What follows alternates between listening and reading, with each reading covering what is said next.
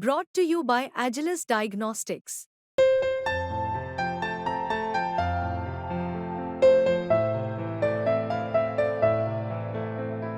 Agilus Diagnostics. जो हमारी Muslim community है उसको भ्रमित कर रहे हैं, बरगला रहे हैं और उनके अंदर गलत संदेश दे रहे हैं। वक्फ बोर्ड की तुलना कभी भी आप मस्जिद से नहीं कर सकते। वक्फ बोर्ड एक संस्था है, उसकी तुलना किसी मस्जिद से या मंदिर से या धर्मालय से नहीं कर सकते।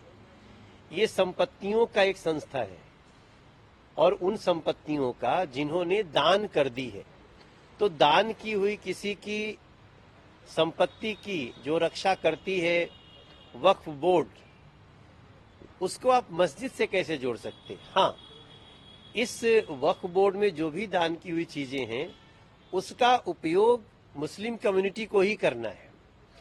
लेकिन सबसे बड़ा सवाल है कि वक्फ बोर्ड को कांग्रेस की सरकार ने यह अधिकार दे दिया कि आप 1500 साल पहले की भी संपत्ति को कह सकते हैं कि ये हमको दान कर दी गई, कागज का नहीं है, मौखिक रूप से कह सकते हैं। आप बताओ, इसके आधार पे कई मुस्लिम बहनों का, मुस्लिम परिवारों का जमीन उसमें जब्त कर लिया गया, घर उसमें जब्त कर लिया गया और कोई कागज नहीं।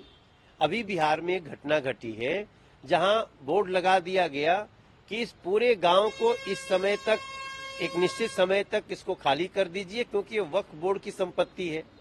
जब वो लोग कोर्ट गए तो कोर्ट में कोई कागज नहीं दे पा रहे हैं। तो इस प्रकार का न्यूसेंस क्रिएट ही क्यों करना है? अभी वक्फ बोर्ड का नया संशोधन आया है जिसमें वक्फ की जो संपत्ति है वो उसकी है, लेकिन गलत तरीके से किसी संपत्ति पे अगर वक्फ बोर्ड ने अपना अधिकार जताया है तो उसकी कोर्ट में सुनवाई होगी, न्याय होगा। अगर उनकी है तो उनकी रहेगी, अगर उनकी नहीं है तो जिसको है उसको दे दी जाएगी।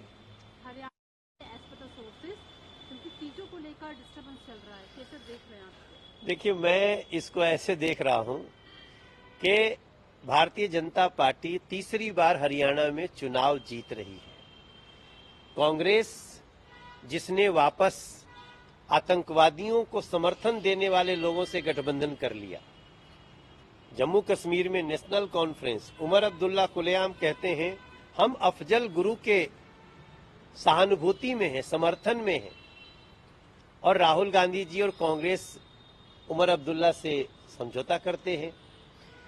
वो कह रहे हैं कि हम 370 फिर से लगा देंगे जम्मू कश्मीर में। 370 इतने वर्षों बाद हटाया गया तो दलित समाज को खुल करके अपना अधिकार मिला है, वरना एक सफाई कर्मचारी का बच्चा सफाई ही करता, कभी भी अधिकारी नहीं बनता। तो ऐसी बातें जब हरियाणा को पता चली है कि ये दलितों के कितने बड़े शत्रु हैं, या आतंकवादियों के समर्थक हैं, तो हरियाणा में इनके पांव उखड़ चुके हैं। इसलिए इन्होंने आम आदमी पार्टी से गठबंधन करने का प्रयास किया। मैं समझता हूं कि किसी को भी बताने की आवश्यकता नहीं कि जब कोई अकेले घर से निकलने में डरने लगे तो उसको दूसरे की सहायता पड़ती है। ऐसे में जो ये स्वरूप दिखा है आम आदमी पार्टी और कांग्रेस का, ये बता रहा है कि भारतीय जनता पार्टी हरियाणा में जीत रही है। राहुल गांधी अमेरिका जो है वो भारत की विचारधारा समझता है, लेकिन भारत में अपने आप में कई सारी विचारधारा है, रिलीजन, कस्टम है। आप लोग बीजेपी आरएसएस मिलकर महिलाओं को रोकने की कोशिश करते हो। अब सवाल उठता है कि अमेरिका लोग तो भारत में वोट देंगे नहीं, तो आप वहां पे जाके देश की पॉलिटिकल युद्ध की बात क्यों कर रहे हैं? हमेशा पॉलिटिकल बैटल अपने देश में लड़ी जाती है, अपने देश का पॉलिटिकल बैटल अपने देश में। ये कोई विदेश नीति का मुद्दा नहीं है। और उन्होंने प्रधानमंत्री की भी बुराई की है। आपने कभी सुना है कि बिल क्लिंटन हो, जॉर्ज बुश हो, डोनाल्ड ट्रंप हो, बाइडेन साहब हो, ये लोग जब विपक्ष में थे तब भी किसी दूसरे देश में जाकर के अपने देश की बुराई करते कभी देखे गए? कभी नहीं। ये राहुल गांधी ही कर सकते हैं कि अपने ही देश की बुराई विश्व के फोरम पे जाके करते हैं और देश इस नियत को देख रहा है। राहुल गांधी की जो बची खुची इज्जत या बीच में जो थोड़ी बहुत शोहरत मिली थी, वो सब कुछ राहुल जी फिर से डुबा